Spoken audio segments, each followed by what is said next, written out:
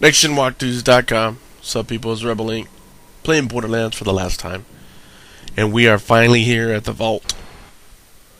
There was a cutscene there, but I took it out because we have a no cutscene policy here at NextGenWalkthroughs.com.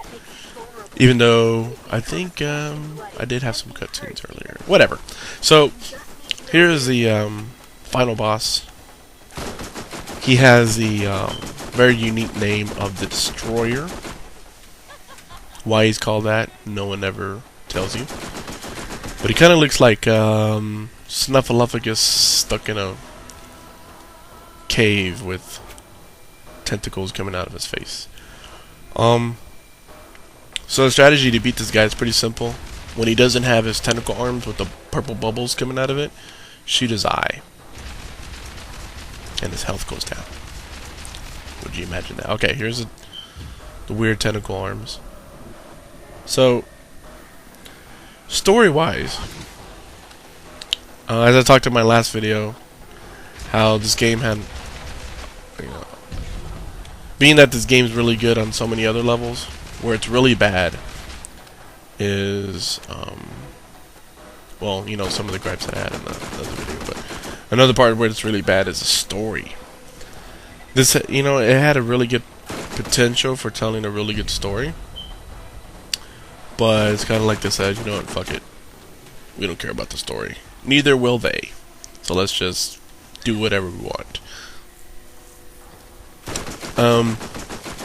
Yeah, because, we've been, at least throughout the game, we've been pursuing and progressing to get to the vault.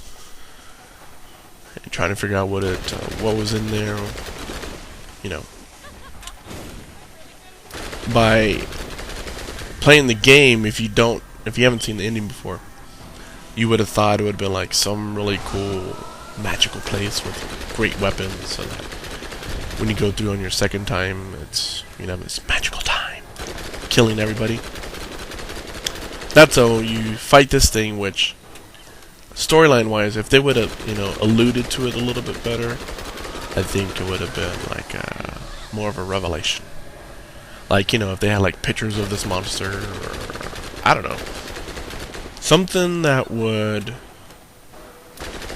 make this last boss not as ridiculous as it seems. You know what I mean? Like, because they didn't explain it or give any sort of mysticism of, we're supposed to fear this thing, ended up being a really funny, comical, what the fuck moment, in my opinion.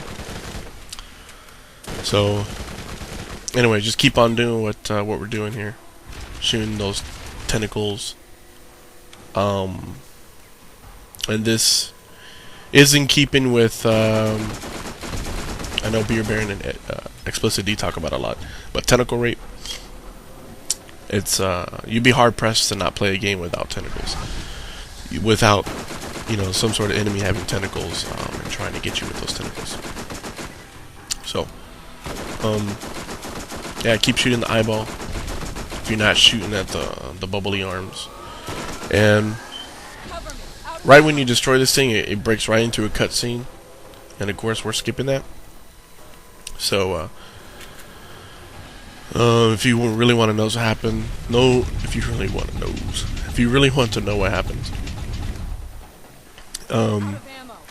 that chick chimes in, who's been kind of with you this whole time. And it reveals that she is actually some sort of what do you call it? She's been transmitting her message to you via satellite. And again, story-wise, they give no indication why. They try and create this like crazy subplot that that's supposed to, I don't know, create this inner conspiracy, but because they failed so poorly on execution, that to me it didn't really fucking matter what happened at the end. So anyways, that whole part got skipped, and you do have one last mission. You got to turn this key into Tannis. She's still in the same place as always. She's in the that one area in the Roscommon East. East, is it? Yeah, East. Yeah. So as soon as you're done with this, head out there, turn in the key, and that is your last mission. Save the mission, or when you exit, it'll save. When you play that character again, it'll ask you if you want to go through, if you want to continue with your first playthrough, or if you want to start a second playthrough. If you go to a second playthrough, you have everything you got already, and you keep everything you have already. You just start the game all over again. And then I think, yeah, all the enemies are relative to whatever your level is. So if you're level 36, you'll be fighting like level 34 enemies, stuff like that. So other than that, it's been fun. It's been a really long freaking journey to complete this stupid game. Mainly because I promised to complete every mission this game offers, and I did. All 127 missions. And so if you're stuck or missing any of them, just be sure to go to nextgenwalkthroughs.com, the best place for all your walkthrough needs.